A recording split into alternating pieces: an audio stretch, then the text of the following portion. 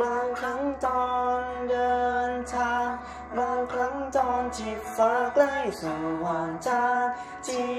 เลือนลางหลายครั้งมันก็ยังจำชัดบางครั้งตอนฟังเพลงที่เธอเปิดฟังร้องกับฉัน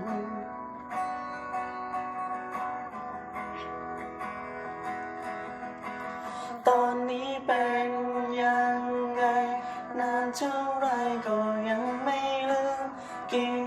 ยืนเดินนอนเธอเมื่อไรเป็นนั้นต้องเพ้อขอโทษทีบางคืนไปรบกวนให้เธอลำบากใจห้ามใจไม่ไหวอาจเป็นเพราะลมหนาวอาจเป็นเพราะดวงดาวอาจเป็นความเหงาเมื่อเธอไม่อยู่อาจเป็นเพราะใจฉันอาจเป็นความผูกพันเกิดความคิดถึงไม่มีที่มาไม่มีที่ไป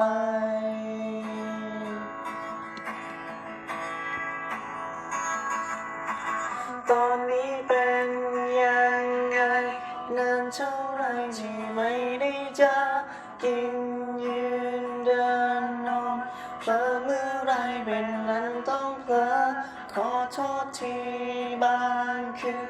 ไปรบกวนให้เธอลำบากใจห้ามใจไม่ไหว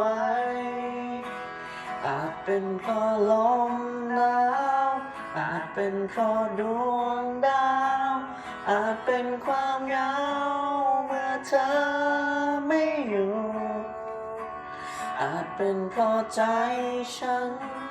อาจเป็นความผูกพันเกิดความคิดถึงไม่มีที่มาไม่มีที่ไป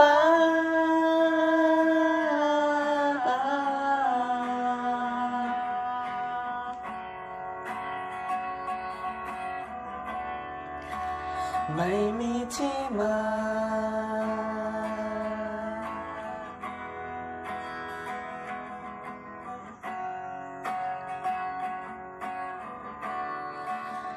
ไม่